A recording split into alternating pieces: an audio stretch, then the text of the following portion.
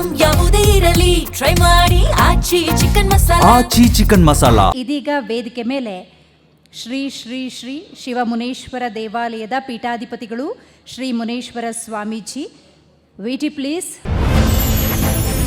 ಶ್ರೀ ಶ್ರೀ ಶ್ರೀ ಮುನೇಶ್ವರ ಸ್ವಾಮೀಜಿ ಪೀಠಾಧಿಪತಿ ಶ್ರೀ ಶ್ರೀ ಶಿವಮುನೇಶ್ವರ ದೇವಾಲಯ.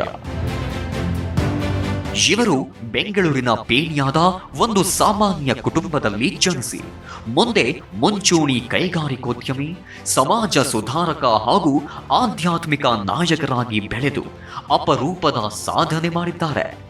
ಅಪರೂಪದ ತ್ಯಾಗ ಮನೋಭಾವದೊಂದಿಗೆ ತಮ್ಮ ಕುಟುಂಬ ಜೀವನವನ್ನ ತ್ಯಜಿಸಿ ದೀಕ್ಷೆ ಸ್ವೀಕರಿಸಿದರು. ಕೋಲಾರ ಜಿಲ್ಲೆಯ ಬಂಗಾರಪೇಟೆ ತಾಲೂಕಿನಲ್ಲಿ ಭವ್ಯವಾದ ಶ್ರೀ ಮುನೇಶ್ವರ ಸ್ವಾಮೀಜಿ ದೇವಸ್ಥಾನ ನಿರ್ಮಾಣ ಮಾಡಿದ್ರು. ಇಂದು ಈ ದೇವಾಲಯವು ಭಕ್ತಿ, ಸೇವೆ ಒಂದಾಗಿ ಬೆಸೆದುಕೊಂಡ ಕೇಂದ್ರವಾಗಿ ರೂಪುಗೊಂಡಿದೆ.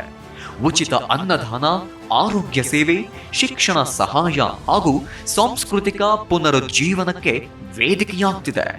ಸಹನಶೀಲತೆ, ನವೀನತೆ ಮತ್ತು ಸಮಾಜ ಸೇವೆಯೊಂದಿಗೆ ತುಂಬಿರುವ ಸಂತ ಶ್ರೀ ಮುನೇಶ್ವರ ಸ್ವಾಮೀಜಿಯವರಿಗೆ C Kannada news achievers award ನೀಡಿ ಗೌರವಿಸಲು ನಮಗೆ ಹೆಮ್ಮೆಯಾಗುತ್ತಿದೆ.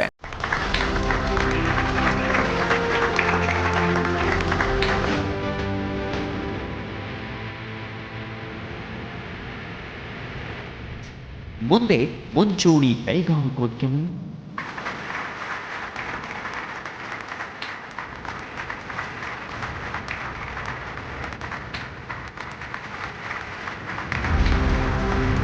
ಬಹಳ ಸಂತೋಷ ಆಗ್ತಾ ಇದೆ.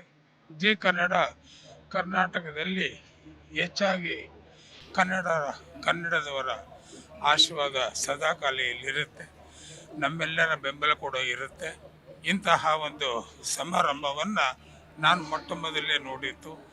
ಸಾಧಕರು, ಸಮಾಜ ಸೇವಕರು ಇವರನ್ನು ಗುರುತಿಸೋದು ಭಾಳ ಕಷ್ಟವಾಗ್ತದೆ. ಅಂಥದ್ರಲ್ಲಿ ಜಿ ಕನ್ನಡದವರು ಮೂಲೆ ಮೂಲೆಗೆ ಹೋಗಿ ಅವರ ಸೇವೆಗಳನ್ನು ಪರೀಕ್ಷಿಸಿ ಬಂದು ಇಲ್ಲಿ ಒಂದು ಸಮಾರಂಭವನ್ನು ಆಚರಿಸಿ ಅವರಿಗೆ ಗೌರವವನ್ನೇ ಸಲ್ಲಿಸಿದ್ದಾರೆ. ಭಾಳ ಸಾಧನೆ ಹೇಗಿರಬೇಕು ಅಂತ. ಸಾಧನೆ ಬಾಲ್ಯದಿಂದಲೂ ಬಂದಿರಬೇಕು. ಬಾಲ್ಯದಿಂದಲೂ ಸೇವೆ ಮನೋಭಾವ ಕೂಡ ಇರಬೇಕು, ದೈವ ಭಕ್ತಿ ಇರಬೇಕು, ಸಾಧನೆ ಇರಬೇಕು, ಸಹಾಯ ಇರಬೇಕು, ದಾನ ಧರ್ಮಗಳು ಇರಬೇಕು.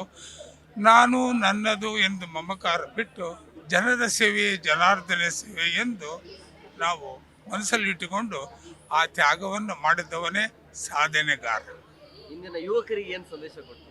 ಯುವಕರಿಗೆ ಇಂದಿನಿಂದ ನಾವು ಏನು ಪಾಲನೆ ಮಾಡಿಕೊಂಡು ಬರ್ತಾ ಇದ್ದೀವಿ, ಅವರು ಕೂಡ ಇದೇ ಪಾಲನೆಯಲ್ಲಿ ನಮ್ಮ ಜನರ ಬಗ್ಗೆ, ದೇಶದ ಬಗ್ಗೆ, ಕನ್ನಡದವರ ಬಗ್ಗೆ, ದೈವ ಭಕ್ತಿಗೆ ಅವರು ಬರಲಿ ಎಂದು ನಾನು ಆಶೀರ್ವದಿಸುತ್ತೇನೆ. Thank you Guruji. Thank you.